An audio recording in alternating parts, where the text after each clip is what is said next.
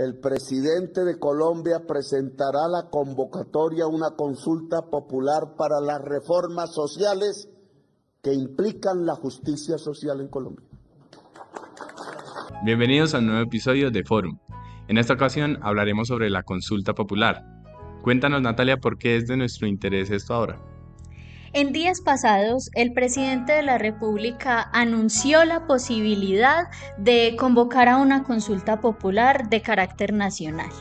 Esto respondió a que en el Congreso de la República se archivó la reforma laboral que se estaba tramitando. Por tanto, si hay un bloqueo institucional contra este gobierno, porque decidieron burlarse de las juventudes que salieron en el estallido social del año 2021, porque decidieron burlarse del mensaje central del voto popular en las elecciones presidenciales del año 2022, porque quieren sacarle el cuerpo a reformar a Colombia para que sea justa, viva y en paz.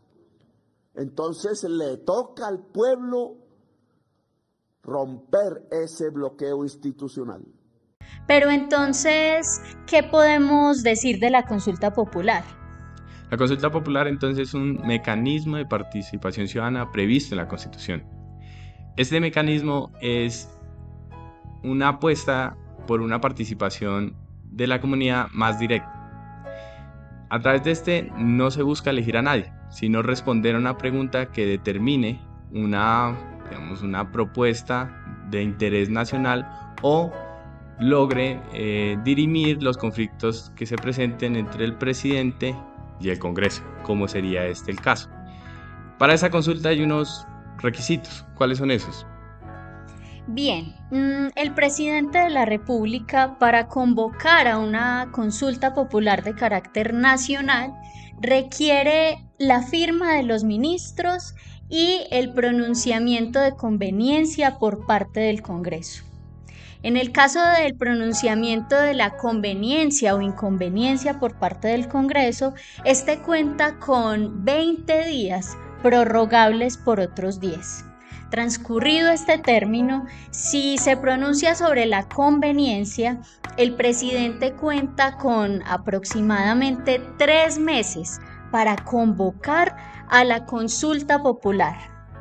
Luego, una vez se llega el día electoral, también es necesario que se cumplan ciertos parámetros, cuales no puede votar menos de la tercera parte del censo electoral. Y además se requiere la mitad más uno de los votos afirmativos por parte de los votantes. Acá algunas preguntas pueden ganar con el sí y otras con el no.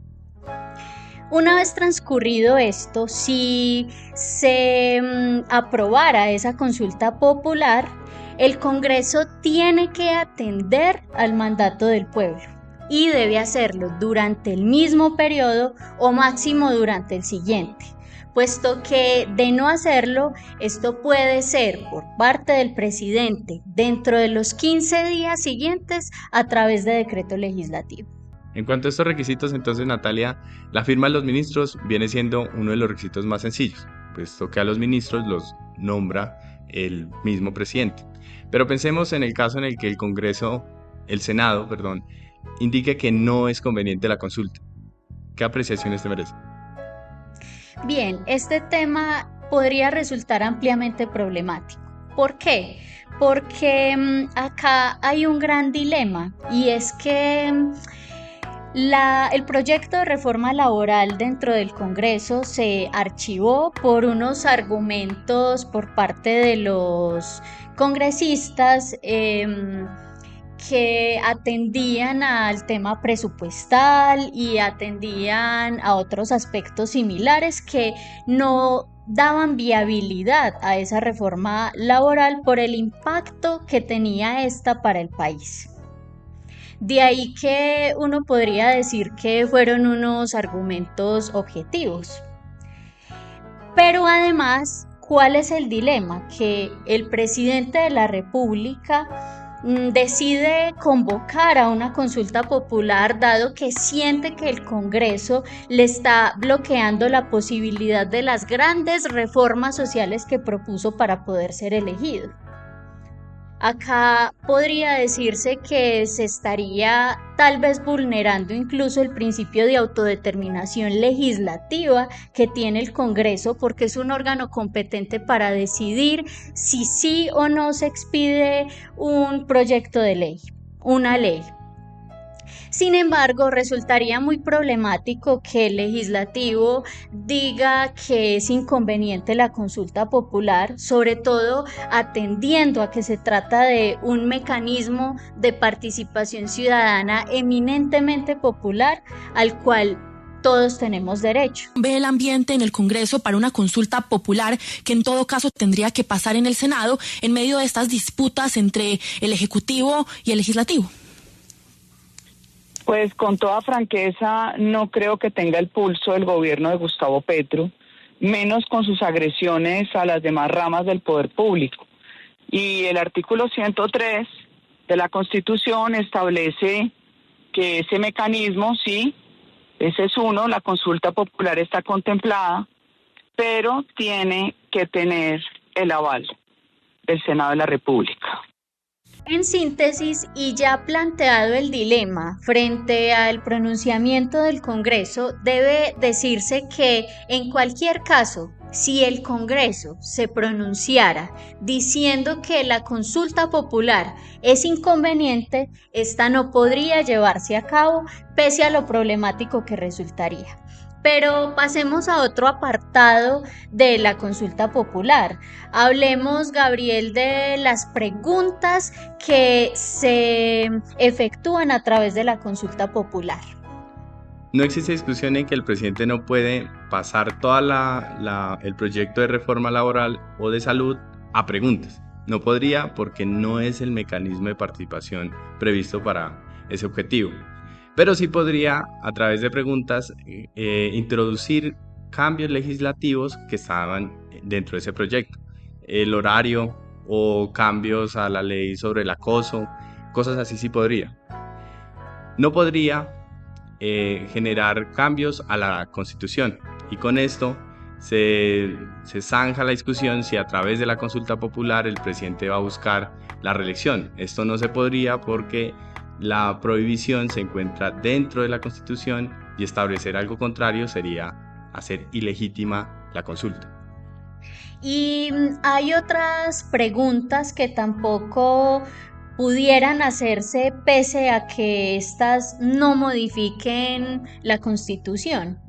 Sí, por ejemplo, ha habido un disgusto frente a los congresistas que archivaron las reformas, 8 congresistas. No se podría a través de esta consulta revocarles el mandato, porque no existe la revocatoria del mandato de congresistas, pero también porque no está prohibido mezclar mecanismos de participación ciudadana. Como en la crónica de una muerte anunciada, los mismos senadores de la Comisión Séptima que hundieron la reforma laboral esta semana preparan la discusión de la reforma a la salud. FENALCO, eso no es inventado de la Comisión Séptima. Esta vez dicen tener estudios y argumentos concretos contra la reforma, pero tampoco negarían que la salud financió sus campañas. Lo que más he escuchado es una posición muy caracterizadamente ostentosa de parte del doctor Pinto, desafiante y a veces pretendidamente humillante, ¿no? Ni se ocupen de esto que ya tenemos 9, nos dijo. Entonces, Natalia, a lo largo de este trámite, ¿cómo se puede discutir sobre la legalidad o ilegalidad de la consulta? Es muy importante pensar en los controles que pueden haber a las preguntas que se efectúan a través de la consulta popular. Sin embargo, acá deben distinguirse varios momentos. Es decir, frente a las preguntas que se votarían por parte de la ciudadanía, estas preguntas son a través de un decreto reglamentario expedido por el presidente.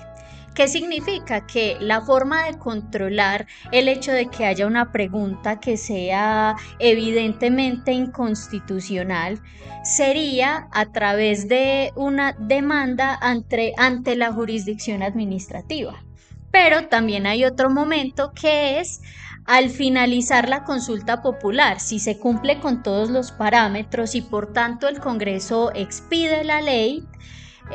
A esta ley, al ser una ley ordinaria, también se le puede dar un control posterior rogado por parte de la Corte Constitucional para que la revise.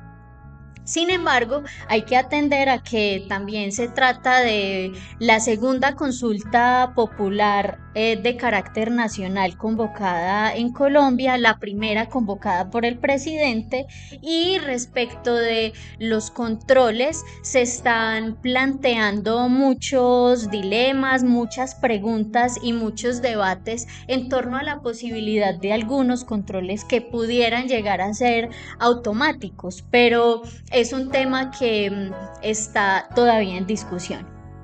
Las preguntas no podrían en principio ser votadas en bloque, no puede proponer vote todas en bloque porque eso distorsiona la idea de la consulta. A pesar de que no hay ninguna sentencia de la Corte sobre el tema, yo creo que ahí se aplica totalmente la jurisprudencia que desarrolló la Corte con el referendo de Uribe del 2003. Ahí hay una ambigüedad si eso se aplica a nivel nacional. Y la ley 1757 es ambigua, no me voy a meter en esos intríngulis técnicos, pero es ambigua, y la Corte fue ambigua. Pero yo creo que la mejor interpretación es decir que si se reúne el 20% de firmas, el Senado está obligado a aprobar la consulta. Y si no la aprueba, yo creería que el presidente puede hacerla directamente. Gabriel, y ahora mencionábamos la experiencia que tenemos en cuanto a consultas populares, esta apenas es la segunda, también hemos tenido referendos y plebiscitos que en su totalidad es difícil conseguir el umbral que se requiere del censo electoral para que sean aprobados. En este orden de ideas podríamos afirmar que sería viable establecer incentivos para promover la participación ciudadana y que las personas vayan a votar. Sí, como tú lo mencionas, han sido pocas las experiencias democráticas de esta importancia. En el mandato del expresidente Uribe se intentó el referéndum con muchas preguntas, 4 de ellas fueron declaradas inconstitucionales por la Corte y tan solo una superó el umbral y de manera positiva, que fue la de la muerte política. Posteriormente se intentó el plebiscito ganando el no, posteriormente la que tú mencionaste, la consulta popular anticorrupción, la cual no superó el umbral y ahora se está intentando esto. Entonces nuestra experiencia nos muestra que hay una falla en la participación ciudadana.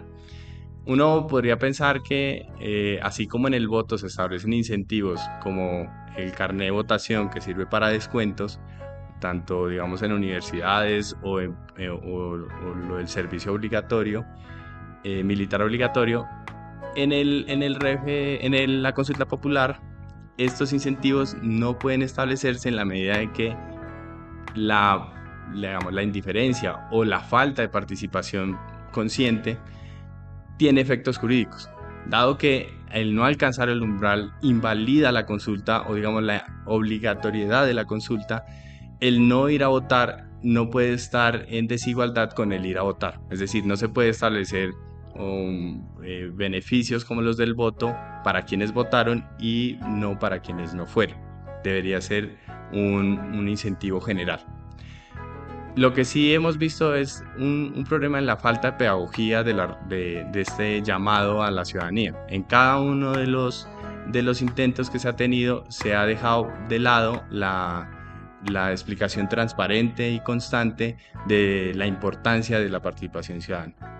En conclusión, este procedimiento de la consulta popular es reglado y requiere mucho tiempo, tanto de aquí a que el gobierno consiga el aval del Congreso, como luego los 3 meses para que presente las preguntas, luego las discusiones que se van a generar con respecto a legalidad o ilegalidad de las preguntas, luego que el Senado sesione para dar validez a lo que llegase a decidir el pueblo, si es en este periodo o en el siguiente. Será un proceso, si llegase a darse, muy largo, y que nos muestra que de pronto la intención del presidente Petro es inconveniente, porque va a gastar el resto de su mandato en un digamos, en un chance popular del que no se saben los resultados. También van a generarse preguntas como hasta dónde va a llegar el control de la Corte Constitucional, qué nivel de claridad tienen que tener las preguntas, si la teoría de la sustitución constitucional también se va a aplicar aquí. Todos estos dilemas van a seguramente a discutirse cuando ya se haga más real la propuesta del gobierno Petro. Temas que además van a resultar ampliamente problemáticos y que deberían surtirse con una relativa rapidez, atendiendo a que se va a tratar de un año que es con un periodo electoral. Muchas gracias por escuchar Fórum.